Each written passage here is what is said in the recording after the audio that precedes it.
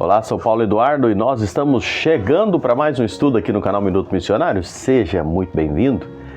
Prazer em encontrar você aí do outro lado, né? Muito feliz da sua companhia, você que está aí nos acompanhando.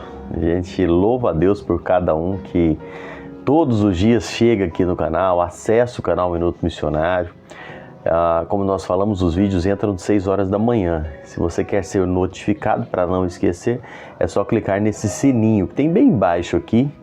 Na hora que o vídeo entrar, ele já notifica o seu celular para você poder assistir os estudos. Muito obrigado pela sua companhia. Espero que Deus esteja abençoando a sua vida, que esses estudos sejam úteis, né, para a sua edificação, para o seu crescimento no conhecimento da Palavra de Deus. Eu que compartilho com você o meu estudo devocional diário e com o maior prazer. Te convido agora a me acompanhar em mais um estudo. Vamos juntos!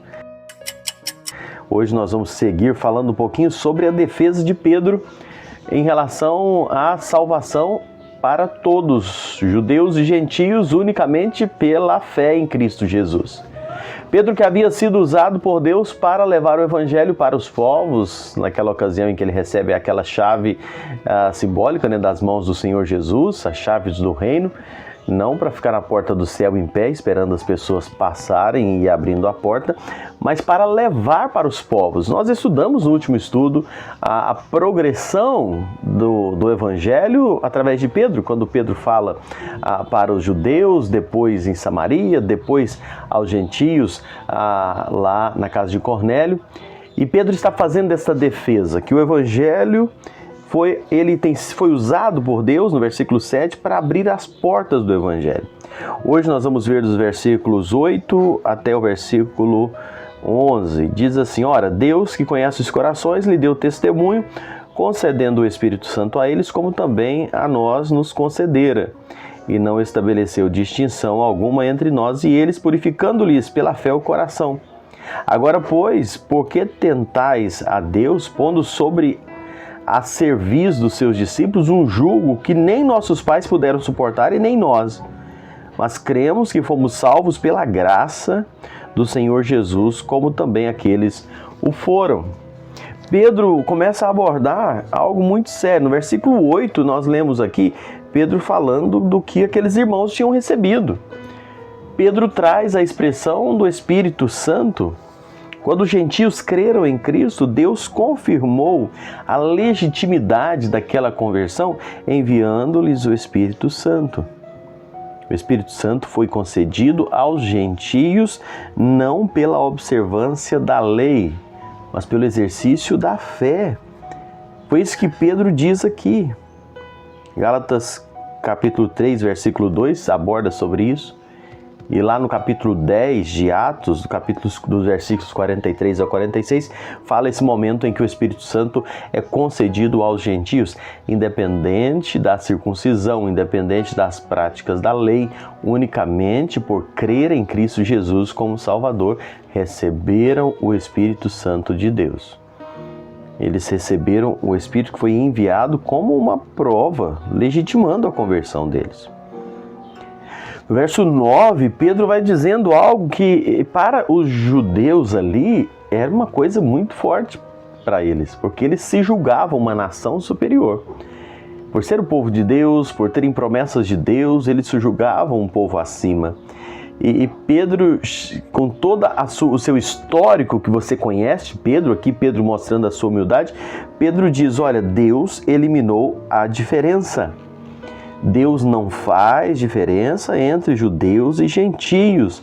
A salvação é concedida a todos, não com resultado de obras, não como resultado de distinção de raça, mas a todos aqueles que chegam a Deus por fé, pela graça de Deus que é derramada aos nossos corações. Não há mais distinção de povos, não há mais distinção de obras, não é pela circuncisão, não é por guardar a lei, não é por você ser apenas judeu, mas é por você crer em Cristo Jesus. Deus trata tanto judeus como gentios da mesma maneira. Afinal de contas, todos temos pecado, todos estamos debaixo da mesma sentença. Ambos têm o coração purificado pela fé e não pela prática das obras da lei. Jesus ensinou que as leis alimentares dos judeus não tinham nenhuma relação com a sua santidade interior. O próprio Jesus falou isso em Marcos 7, versículos de 1 a 23. Pedro reaprendeu essa lição quando recebeu aquela visão lá no terraço. Creio que você lembra, lá em Jope, quando apareceu aquela visão que Deus não faz distinção entre judeus e gentios. No que se refere ao pecado, não há distinção entre judeus e gentios. Preste bem atenção nisso aqui. No que diz respeito ao pecado, gentios e judeus estão debaixo da mesma sentença. E o método, o meio de salvação para judeus e gentios, somente pela fé em Cristo Jesus. Essa parte é importante que fique clara, porque existem ainda algumas coisas a desenrolar, até algumas profecias ainda para o povo judeu, mas isso é outro assunto de escatologia. Mas no que diz respeito à salvação, não há distinção entre um e outro. Deus não faz distinção. Romanos 3, 9 e 22, Romanos 10, versículos 9 ao 13. E ele ainda diz mais, Pedro ainda diz que Deus removeu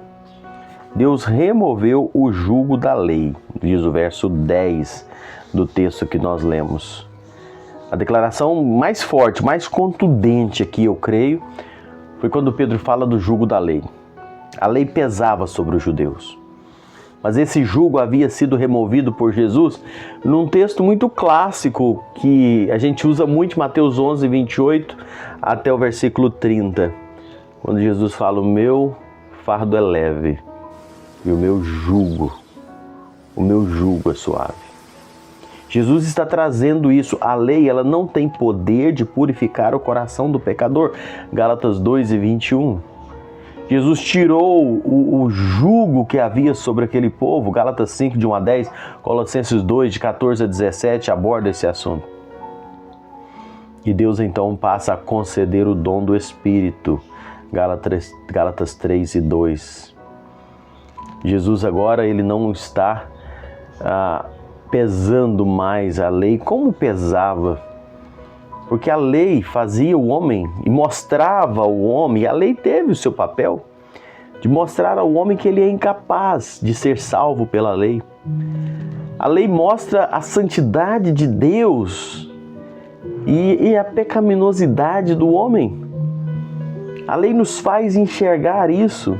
Marshall explica que a lição aqui não é que a lei é um fardo opressivo, mas sim que os judeus eram incapazes de obter a salvação mediante a lei. Daí a irrelevância da lei para a salvação. Ninguém conseguia ser salvo pelas obras da lei, ninguém poderia ser salvo pelas obras da lei. Os judeus precisavam crer a fim de serem salvos mediante a graça. Se tanto judeus quanto gentios são salvos da mesma maneira, é claro que não se exige obediência da lei nem para judeus, nem para gentios, não é? Nem mesmo os judeus mais. Isso é muito bom de observar, Gálatas 5 e 6, nem mesmo dos judeus exige-se mais a lei como observância para a salvação. Pedro não sugere aqui, o versículo 11, ele diz: mas cremos que fomos salvos pela graça do Senhor Jesus, como também aqueles que o foram. Pedro não sugere abolir a lei, ele faz uma objeção de em relação a tornar a lei como um pré-requisito para a salvação. Tanto judeus quanto gentios são salvos da mesma maneira. Não há dois modos de salvação. Não há critério diferente para judeus e gentios. A salvação é pela graça e não pelas obras. É recebida pela fé e não por merecimento. Essa é a realidade bíblica. É isso que a palavra de Deus nos diz. Aquilo que Cristo fez por nós é o suficiente. e não precisa daquilo que nós fazemos por Ele. Nós somos salvos por crer em Cristo Jesus como Salvador. Ele já fez tudo. A salvação não é um caminho aberto da terra para o céu. A salvação não é um caminho aberto do homem para Deus, mas é obra de Deus, planejada e executada e consumada unicamente por Deus. Não é obra humana, não é o que nós fazemos que vamos merecer a salvação, mas é aquilo que Deus fez por nós. Muitas pessoas vivem tão enganadas com isso, achando que precisam fazer para merecer a salvação. Eu já ouvi pessoas dizendo, quando eu morrer, Deus vai ver se eu mereço o céu ou não. Deus vai ver se eu mereço, ou seja, estão se esforçando. Eu já vi uma pessoa me dizendo um dia, Paulo, eu me esforço tanto para ver se quando eu morrer eu mereço o céu. Não, nós não merecemos, não é nada que nós fazemos, não é uma atitude nossa para com Deus, é Deus para com a humanidade. Ele planejou, Ele executou e Ele consumou a obra da nossa salvação. E o que nós precisamos fazer hoje é crer, acreditar, confiar, arrepender, converter. É viver uma vida que agrada ao Senhor, sabendo que toda a obra da nossa salvação depende somente de Deus e não de nós mesmos. Que Deus nos dê o discernimento, a sabedoria, o entendimento para crer, confiar e descansar nisso. Se você nunca fez isso na sua vida, se até hoje você achava que precisava praticar boas obras para ser salvo, entenda, você não precisa disso. As obras, elas acompanham a fé, como Tiago disse. A gente vive uma vida nova, uma vida diferente, nós praticamos as obras, nós vivemos assim, porque já cremos, porque já somos salvos. Mas não fazemos isso para ser salvo. Essa vida diferente, essa vida transformada, ela vem depois da conversão. Que Deus possa abençoar a sua vida, guardar o seu coração. Essa é a minha oração, o meu desejo. Mais uma vez, obrigado por nos acompanhar e até um próximo encontro, se assim o Senhor nos permitir.